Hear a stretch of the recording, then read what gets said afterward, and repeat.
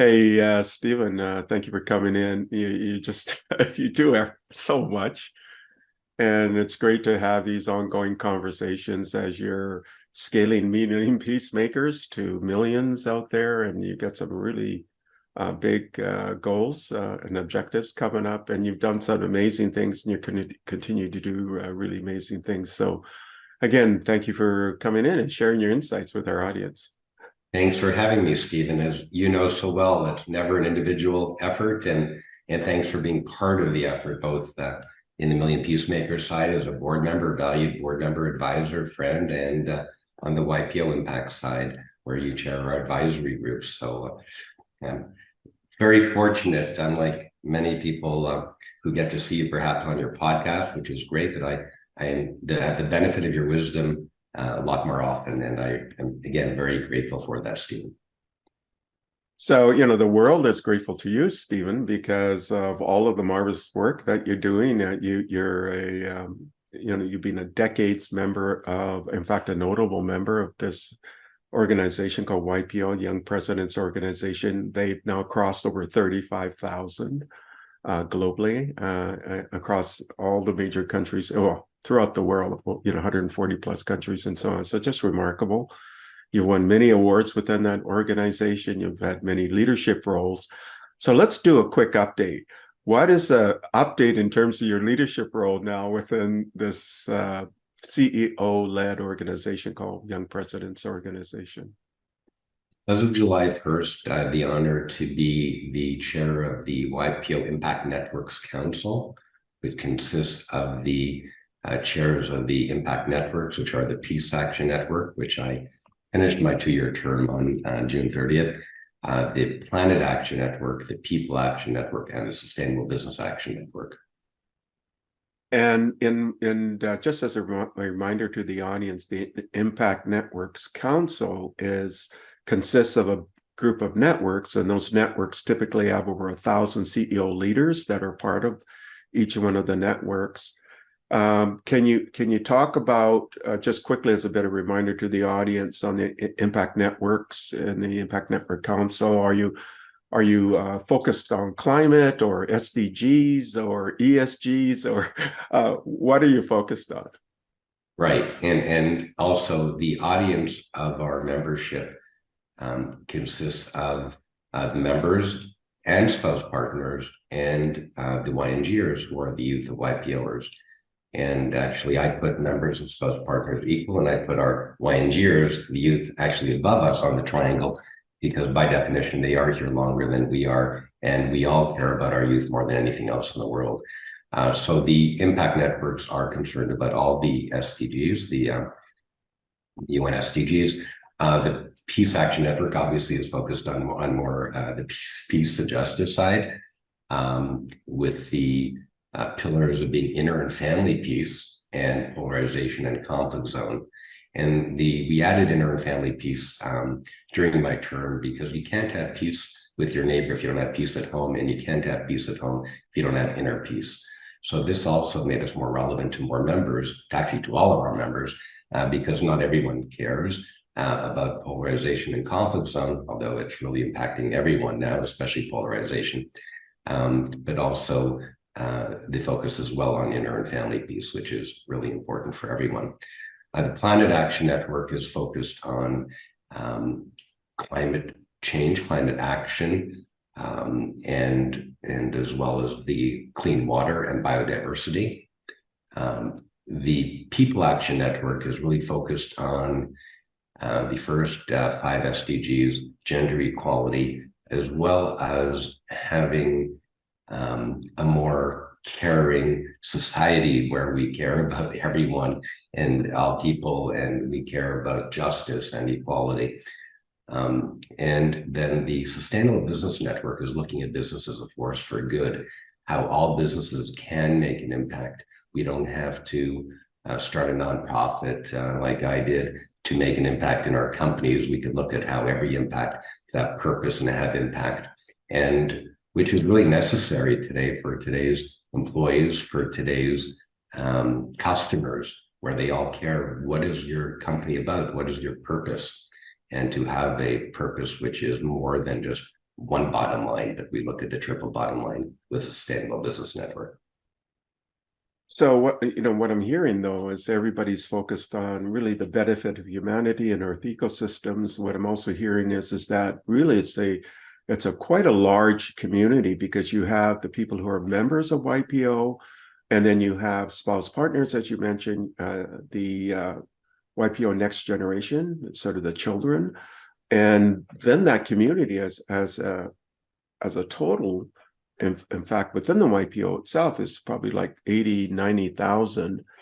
What's the number? And I see different numbers thrown around about the size of the impact networks in total. I heard numbers like 8,000 or 6,000. Maybe you can give sort of a more of a definitive answer.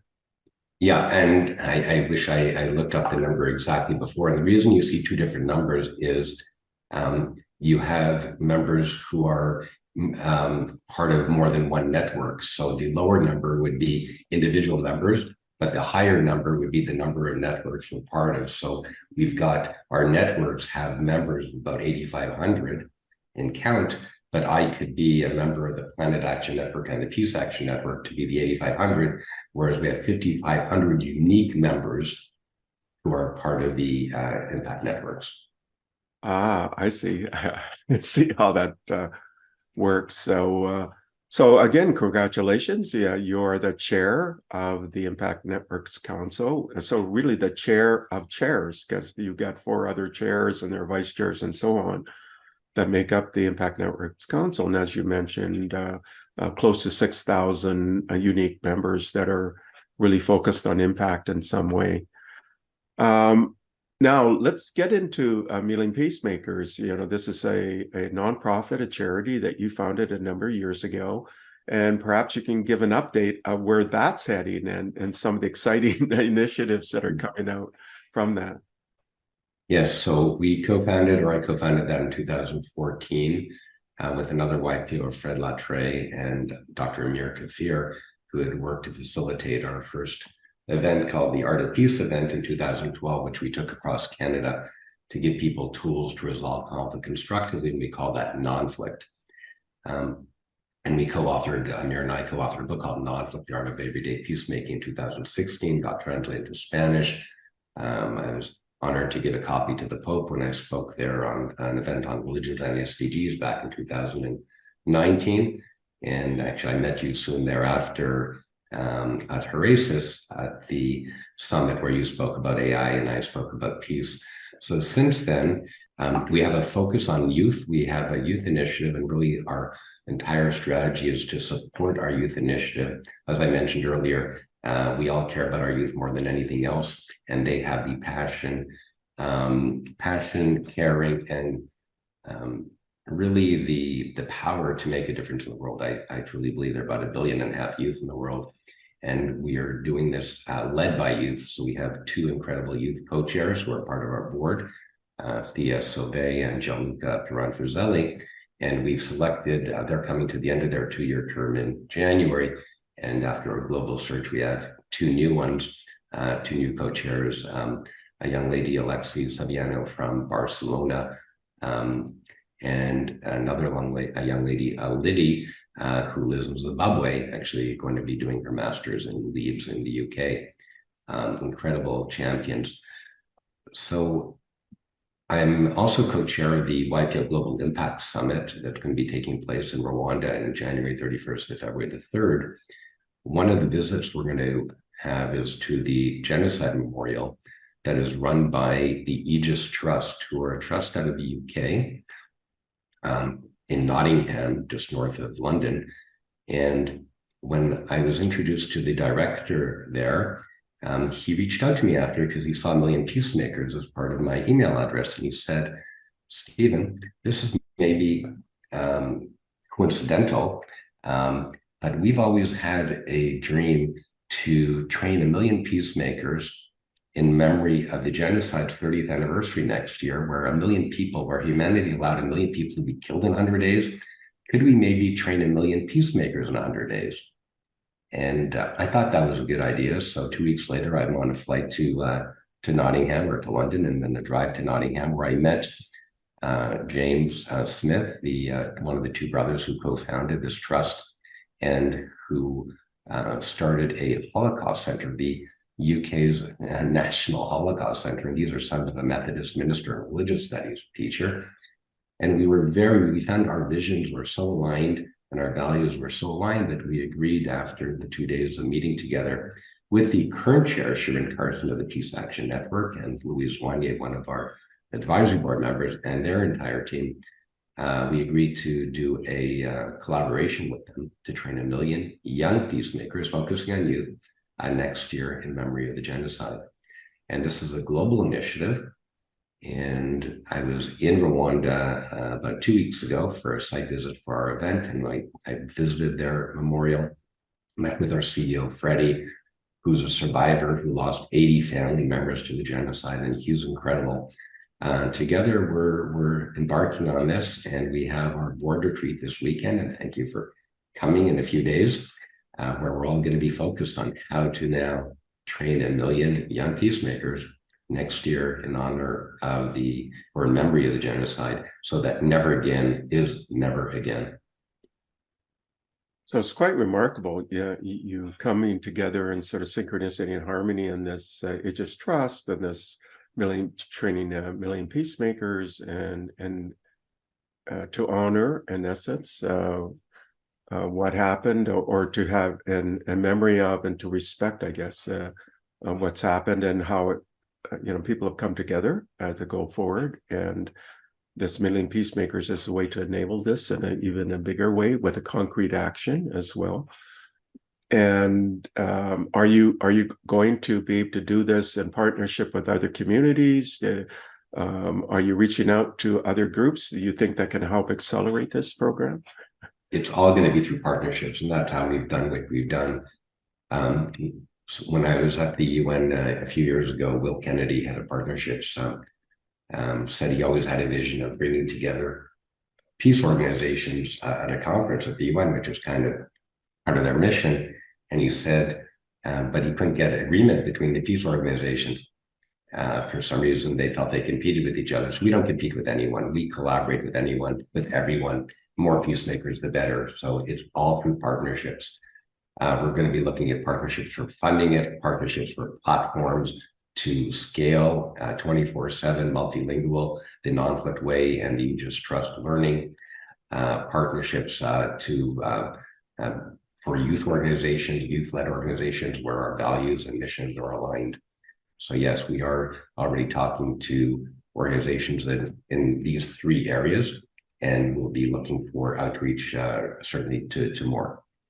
We're looking to do this as a $10 million campaign, 5 million of which is going to go toward building a peace center in Rwanda, adjacent a reconciliation village that I visited a few weeks ago. And the other 5 million is to support, to build out, to train, and then after training to support these communities of young peacemakers to continue to grow them. So it's not just a one-off training, one-off event. This is a long-term project. Yeah, I mean, it's really quite exciting, right? Because then you have a groundswell that can act as your anchor and to proliferate. And you train 1 million plus peacemakers, and then you put out a call, can you train 2 more? And then now you got 2 million, and you say again to those 2 million, can you train 2 more? And now you got 4 million, and you can get this exponential growth, right? So by just having people touch at least 2 more, and in fact, if you ask them to touch more than that, then it could even grow faster. So, and the average individual does touch, and we've done research on this, and we have on our board a data scientist who you interviewed, Alex Liu, a few days ago. We're going to be looking to measure the impact, measure how many people they do impact as well, because we know when we train one person, they share it within their family, within their friends and circle. It certainly grows exponentially. And we're certainly not stopping at 1 million. And I think, the day I registered 1 million peacemakers back in 2014, I registered 1 billion peacemakers at the same time. And a few years later, I registered 7 billion peacemakers because I figured there are 8 billion people in the world, and about 90% of them want these tools. Maybe 10% don't want peace, but I think most of the world do want to have a peaceful life, peaceful world. and they just don't have the tools to do it. So our goal is to give people the tools and support to be peacemakers. Yeah, and I can see how this integrates with your charity, the Million Peacemakers, the nonprofit you have, together with the different programs, your youth program. Basically, that's the future of the planet, is through the youth. So you got that sort of theme as well. And then you're integrated as YPO Inc. chair. So that piece is one of the components of the Impact Networks Council. You have the YPO Global Impact Summit. And of course, because the Peace Network is part of that, then you can see that sort of integration and continuation. And interestingly enough, it's hosted in Rwanda. So it's, again, this sort of magic confluence. Is there any upcoming events that you'd like to sort of talk about that you're involved with? Well, we have we have two in-person events for YPO Inc. One is around UNGA Week in New York. Let me just drink one. This year, September the 29th. And you're the MC for the event, so it's a full day event. Thank you for saying yes again to volunteering, as you do all this as a volunteer, which we're so grateful for, where we're going to be having people from around the world, again, members, plus partners, and young adults who are coming to New York around UNGA, and it'll be a full day of the Impact Network sharing, including workshops. It's very interactive, so everything we do is experiential learning and interactivity. There's an old expression, YPRers are only happy when their mouths are moving, and that's a positive thing. We all want to be very engaged, so it's not a traditional speaker from the front of the podium down to everyone, but it's very interactive throughout. So that's on September the 29th. We'll be having a dinner before then for people to get to know each other in advance. And then, of course, the in-person summit last year was the first time in Costa Rica. And this year it will be in Rwanda, January 31st to February the 3rd. Yeah, so quite a remarkable journey. What's your tenure then with the Inc. As chair of Inc.? How long is that? A 2-year term. Right, so it'll end in what, 2025, I guess? 2025, yes. June 30th, 2025 will be the end of my 2-year term, and then we'll have an incredible person taking over as Inc. chair. We have a vice chair now named Carol Hansen, and she's amazing. She's also chair of the Sustainable Business Network at the same time. I was on the International Education Committee with her back 2012 or 11 to 14. She chaired our Global Leadership Conference and Edge in Denver way back then. And so we've had a lot of interactions together, and she's fantastic. So quite a powerful team. So what's your, I guess your immediate goals then is this Million Peacemakers program. If you look out, let's say to 2025, 2026, what do you see as reality? In Million Peacemakers? Yeah, Million Peacemakers. We'll have millions of young peacemakers around the world in different communities, very similar to what YPO does, having chapters and regions. So we'll have a structure where people will be able to support each other. And this, we're not recreating the wheel here. We had a member named Abhijit Pawar, a YPOer from Pune, who trained youth leaders from colleges. And I think it was about 1,200 colleges leaders were trained in non-conflict, and then they took it back to their colleges, and they're impacting hundreds of thousands of young people where they support each other in school, and then they choose a community event, a community project that needs change and where there's conflict, and they come together as a force to just make their communities a better place. And he did this with women's groups called Tanishka Women. The youth are called Young Inspirators. So we're taking, they were a test market. We saw it could be done, and we see the structure works in YPO as well. So we're going to be taking a structure and or a format and just making it work and duplicating it and growing it. So that's really interesting, this idea of maybe instantiating chapters throughout the world, right? Where you can get these different localized centers in essence, and championed by an individual And I'm just kind of now brainstorming. Have I introduced Steve Nuri to you by any chance? I don't recall. So Steve Nuri is a data scientist, something like Alex Liu, very famous. He's got 1.5 million followers in LinkedIn. So he's it's quite remarkable. He's created an AI for diversity program, which has 300,000 followers, and he was able to spin that up in about, I don't know, 2 months. And I think he's got 10,000 volunteers, and he's actually setting up centers around the world focused on AI for diversity. Maybe we can add a component into that, AI for diversity and peace. So maybe adding a P to that.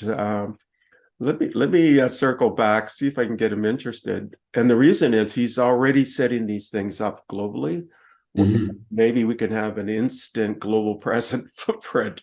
I love that idea, Stephen. So, and that's what the whole idea of having a community of leaders such as yourself, where we could brainstorm ideas on scaling. And it's all about partnerships. It's all about who we know. And there are already so many wonderful people doing amazing things and impact in the world and working together. You know, if we just knew each other, we would say, okay, let's collaborate. It's a natural collaboration like we are with Aegis Trust and Peace Action Network at YPO, and YNG is already part of this. So I know you introduced me to Taha Balwa, who's a YPOer who has Goodwall, who has over 2 million youth on their platform.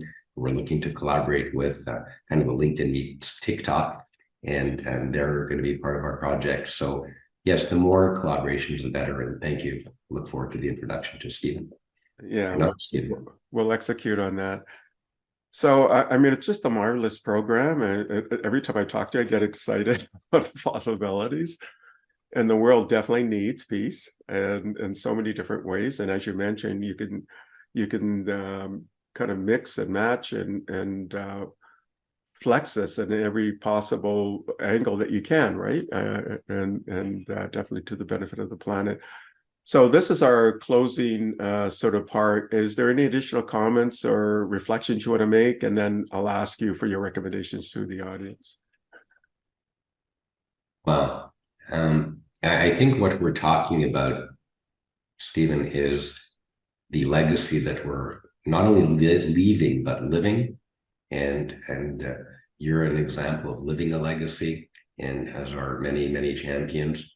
And I know I'm on ChatGPT 5 to 10 times a day, and or Google or Bard or Bing and all these things. One day, our grandchildren and great-grandchildren and great-grandchildren are going to read about what we did, and thinking, what do they want to read about us, really impacts what I do every day and what you do every day. And to just keep that in mind, we can all make an impact. We can all make a difference. And our future generations are counting on it. Yeah, for sure. So again, thank you again for sharing all of your insights with our audience and giving us an update on this continuing series of just amazing, outstanding, pioneering work you're doing, Steve. But as you mentioned, it takes like a village, right? The teamwork. So thank you again. Thank you, Steve. Thank you for listening to the Brand Called You videocast and podcast, a platform that brings you knowledge, experience, and wisdom of hundreds of successful individuals from around the world. Do visit our website www.tbcy.in to watch and listen to the stories of many more individuals. You can also follow us on YouTube, Facebook, Instagram, and Twitter. Just search for the Brand Called You.